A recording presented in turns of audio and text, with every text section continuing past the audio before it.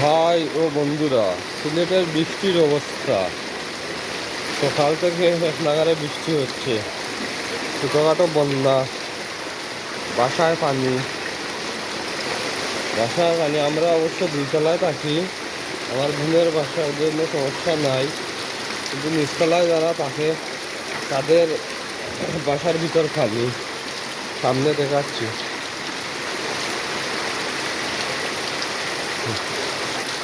এই দেখেন, এই পাশে একটা ছোটোখাটো কলোনির ভিতরে পানি, বাসার ভিতরে পানি। মানুষের কি ভোগান্তি! ড্রেনের নিষ্কাশন ব্যবস্থা ভালো নয়।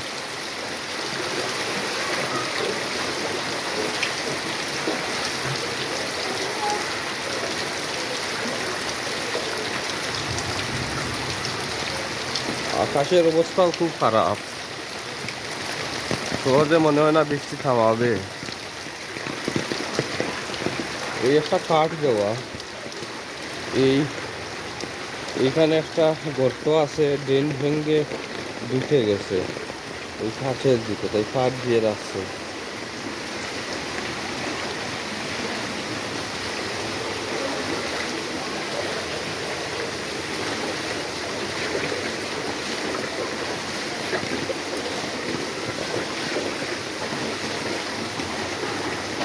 এই বাসার ভিতরে পানি, নতুন কাজ হচ্ছে এবং আরো অনেক বাসা আছে, সবগুলাতেই পানি।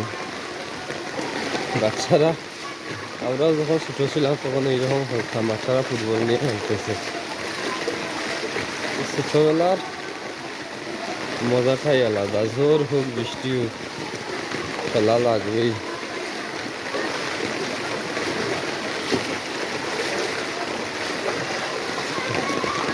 এখানে এক অ্যাডভোকেটের বাসার 6 আঙ্গুল বাড়লেই বাসার ভিতরে পানি চলে যাবে, ঘরের ভিতরে।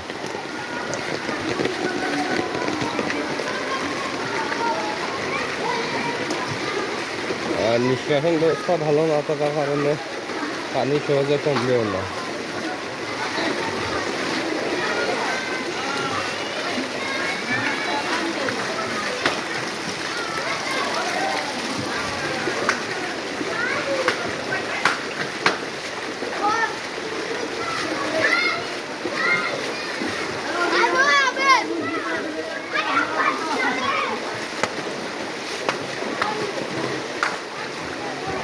হ্যালো ভিউয়ার্স, এই মুহূর্তে আমাদের মুন্সিপাল ডুবে যাচ্ছে, আপনারা আসেন দেখেন।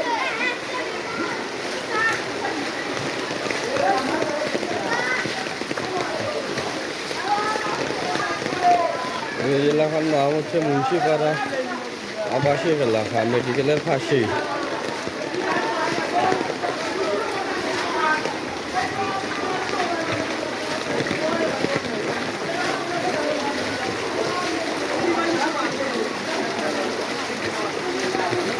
আশেপাশে পুকুর নাই, নইলে এই পিছনে গেছে একবার মেঘ হয়েছিল এই জায়গাটা।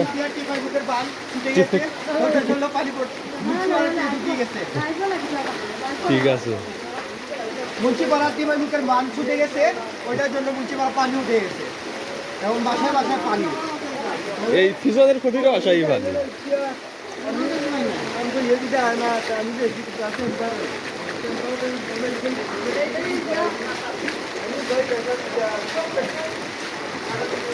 কিন্তু ভাই আরেকটা জিনিস দেখাই, শ্রমজীবী মানুষের যতই মেঘ হোক, তুফান হোক, বন্যা জলোচ্ছ্বাস, তাদের কাজ কিন্তু থেমে নেই, সামনে আসে।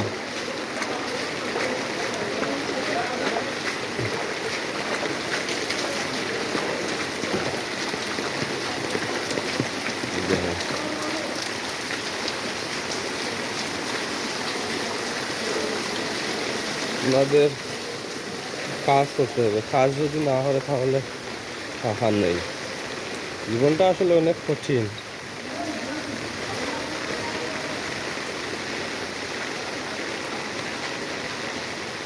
ড্রেন দিয়ে পানি যাবে কি?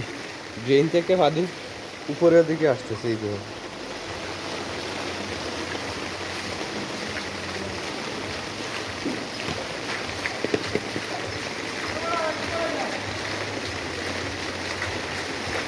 শ্রমজীবী মানুষের কাজ।